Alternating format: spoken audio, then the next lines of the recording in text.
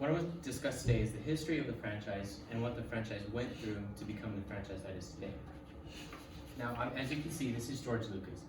He is the director, screenwriter, and producer.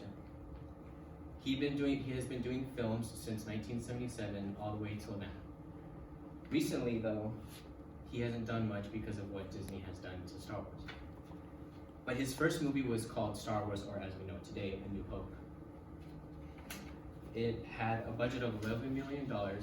That's how it started. And then when it hit nationally, it had 775 box office, which is a huge success for a film because if you have a low budget and then you come out with a lot, then everyone's making bank.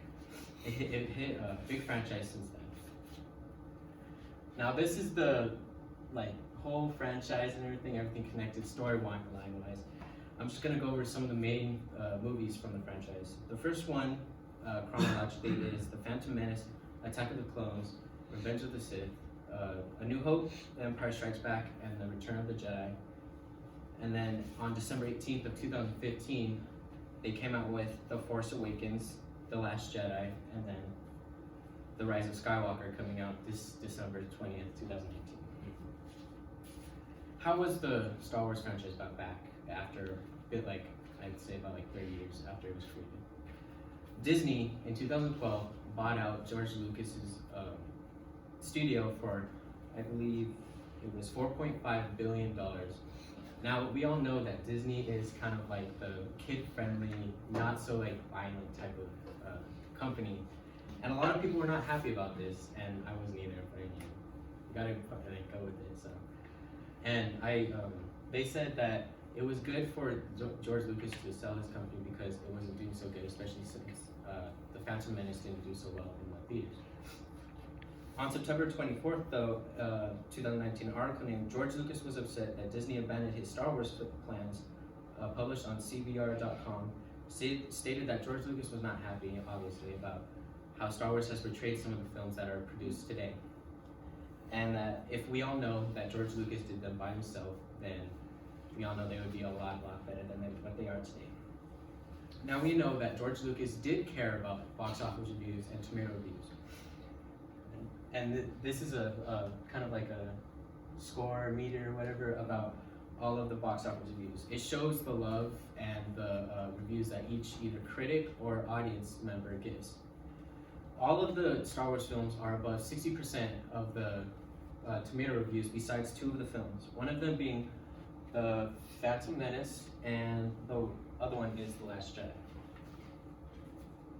On an article named 20 Years Ago, The Phantom Menace Changed Movies Forever, written by Andrew Liptick, published on TheVerge.com on May 19th, stated that the movie confused a lot of people, and that a lot of people thought it was a waste of time. They were very upset, and that they thought it was a waste of money, a waste of storyline, and it was garbage. But it showed that George Lucas had imagined in mind of how all of the Star Wars films have started. Fast forward to 2015, Lucasfilms and Disney published a new movie called The Force Awakens. Now we all know, The Force Awakens was such a huge hit for the franchise. It made $2.5 billion, being the third movie in the highest and nationally brought in money at the time. It was a big hit that it brought the love and everything for this franchise. People were super excited for that film until The Last Jedi was produced, I believe, in 2017 of May 19th. Fans didn't like it. They thought it was a waste of money. They thought it had no content. And in an article named "Why Do So Many Star Wars Fans Hate The Last Jedi?" written by Scott Mendelson, people said that it had an internal struggle with true Star Wars fans because it had no dialogue and that they just would bring characters on for no reason and then kill them all or something. So that's what I thought as well.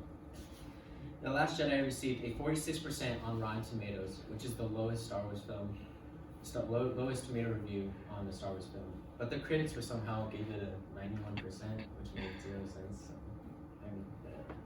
in conclusion, Disney and Lucasfilms are coming out with a new movie this Christmas called The Rise of Skywalker.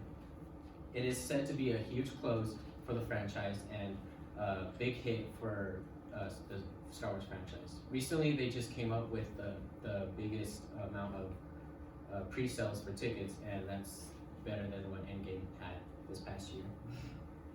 It was a wonderful way to close the franchise with such a storyline, and it'll be sad to see that storyline be ended. But I love the movies, and I would never go against them. But I hope you guys can at least like give it a chance, watch it, and